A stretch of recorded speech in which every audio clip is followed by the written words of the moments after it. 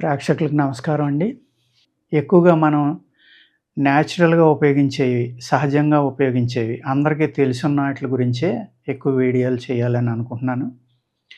అందరికీ సులభంగా దొరికేయి, మనం రెగ్యులర్‌గా వాడేయి, వాటిల గురించి చెప్తున్నానండి. అందులో ఇప్పుడు చెరుకు, చెరుకు ముక్కలు, చెరుకు గడలు వాటిలి గురించి మనం మాట్లాడుకుందాం. చెరుకులో మనం పూర్వం నుంచి తింటున్నాం కదా! పైన దవ్వ అంటే లేతగా ఉన్న చివర మొదల కూడా తీసేసి తినమనేవారండి పూర్వం. అలాగే ఇది కణుపులతోటి కూడి ఉంటుంది. మధ్య మధ్యన కణుపులు లాంటివి ఉంటాయి కదా! అవి ఉప్పు ఉప్పుగా ఉంటాయి, గట్టిగా ఉంటాయి. అయి తినటం కూడా మంచిది కాదనమాట. వాటిల వల్ల కొన్ని చెడు ప్రభావాలు ఉన్నాయి కాబట్టి అయి తీసేసి తినటం అనేది మనకు అలవాటయిందండి. ఈ చెరుకులో చాలా రకాలున్నాయి. నల్ల చెరుకు, ఎర్ర చెరుకు, తెల్ల చెరుకు, బంగారు తీగ ఇలాగా అనేక రకాలున్నాయన్నమాట. చాలా రకాలున్నాయండి. అరటిమోవ చెరుకు అంటారు, ఎర్ర చెరుకు అంటారు, నల్ల చెరుకు అంటారు, తెల్ల చెరుకు అంటారు. బంగారు తీగ అనేదేమో యెల్లోగా ఉంటుంది. చాలా మృదువుగా ఉంటుందండి. అరటి పువ్వు చెరుకు ఒకటి, అరటి మొవ్వు చెరుకు అంటారు. అది చాలా మృదువుగా, మెత్తగా ఉంటుందన్నమాట. ఎవరైనా తినొచ్చు దాన్ని.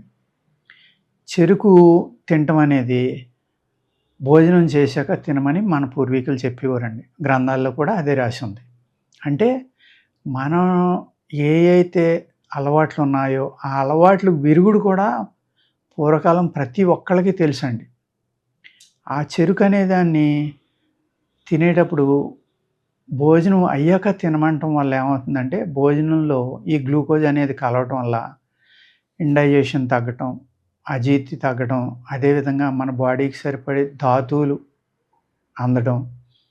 ఈ నవలటం వల్ల ఈ దవళ్ళకి బోన్స్, ఈ జా బోన్స్‌కి, పళ్ళుకి కూడా విపరీతమైన శక్తి వస్తుందండి. మీరు ఒక సంవత్సరం, 2 సంవత్సరాలు ఏమీ గట్టిగా నవలకండి. ఒక నాటు మొక్కజొన్న పొత్తు తినండి, దవళ్ళు బాగా లాగుతాయి. అంటే వ్యాయామం అవుతున్నట్టే కదండీ మీ దవళ్ళకి.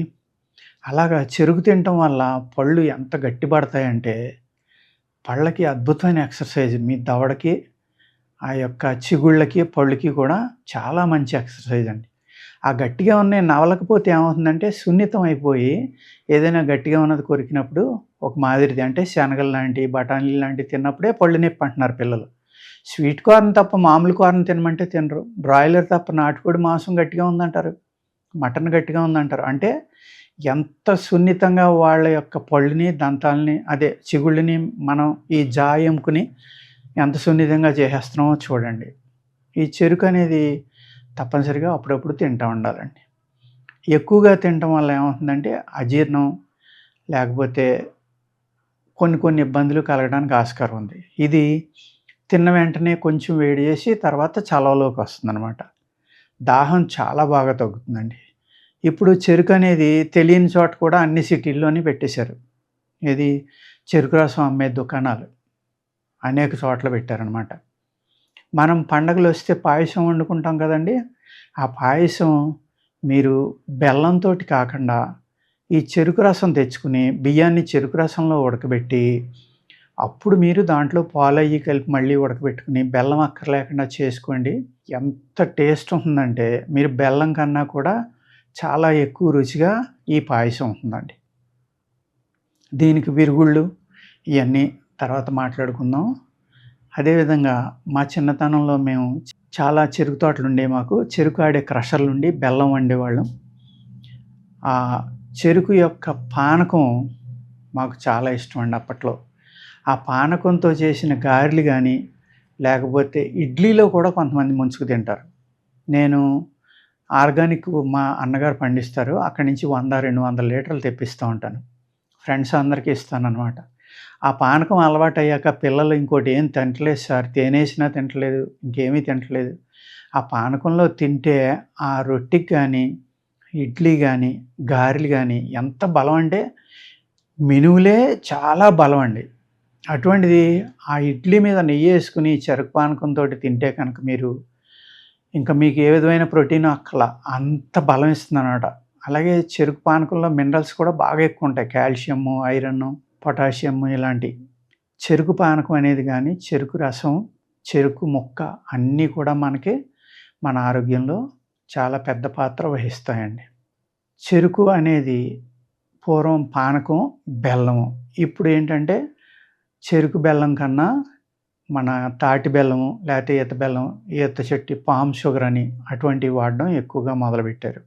చెరుకు పానకంతోటి గానీ, చెరుకు బెల్లంతోటి గానీ మనం ఒక కొన్ని వందల పిండి వంటలు చేసుకొని తినటం మనకు పూర్వకాలం నుంచి అలవాటుందండి.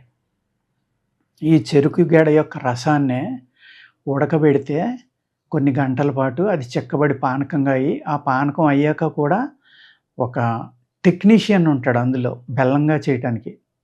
అది చాలా అద్భుతమైన సైన్స్ అండి. మనం అందరం ఏమనుకుంటామంటే ఆ పాకాన్ని, ఆ చెరుకు రసాన్ని మరగబెట్టేస్తే పానకం అయిన తర్వాత ఆటోమేటిక్‌గా బెల్లం వచ్చేస్తుందని అనుకుంటాం. చాలా తప్పది. ఆ బెల్లం వంటగాళ్ళని పిలిచేవారు. అంటే ఎవరైతే స్వీట్లు చేసేవాళ్ళు ఉంటారో ఎక్స్‌పర్ట్, అలాగే హాట్లు, దోసెలు గానీ, చైనీస్ ఫుడ్స్ కానీ, లేకపోతే చికెన్ గానీ, పలావులు గానీ, బిర్యానీలు గానీ ఇలాంటివి వండేవాళ్ళు ఎక్స్‌పర్ట్‌లు ఎలా ఉంటారో, అదేవిధంగా ఆ చెరుకు వండటానికి కూడా చాలా గొప్ప ఎక్స్‌పర్ట్ ఉంటాడండి. కరెక్ట్‌గా వాళ్ళు నీళ్లు మూకిట్లో పోసి, ఆ పానకం తీసి అందులో పోసి ఇలా చేత్తోటి నలిపి చూసుకుని దాన్ని బట్టి అది దింపేయండి అనేవారు. టక్కుమని దింపేయాలంటే 5 నిమిషాల్లో, 2 నిమిషాలు ఉన్నా కూడా అది దాని పాకం మారిపోయి, ఆ బెల్లం యొక్క గుణం మారిపోయి, బెల్లం సరిగ్గా రాకుండా మెత్తగా గానీ, గట్టిగా గానీ వస్తుంది.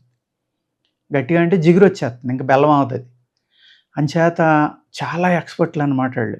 ఆ చెరుకు వండేవాళ్ళు కూడా. అక్కడ మనం చెరుకు గెళ్ళ తీసుకురావాలి, దానిపైన తొక్కలు తీయాలి, మొదల, సొత తీయాలి, క్రషర్‌లో ఏసి ఆడాలి. అది తీసుకొచ్చి ఒక పెద్ద పెనమంటారు. పెద్ద ఇనప పాత్ర అనమాట అది.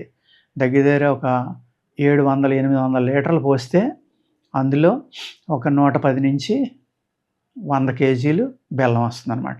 దాన్ని చాలా ఎక్స్‌పర్టీస్ ఉంటారు. వాళ్ళు తయారు చేస్తారు. అదేవిధంగా అందులో కొంచెం సోడా కలిపి ఆ పైన తెట్టంతా తీస్తారు.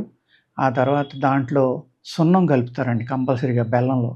సున్నం కలపడం వల్ల ఏమవుతుందంటే కాల్షియము పెరుగుతుంది. ప్లస్ దానికి ఒక విధమైన కలర్ వస్తుందనమాట బెల్లానికి.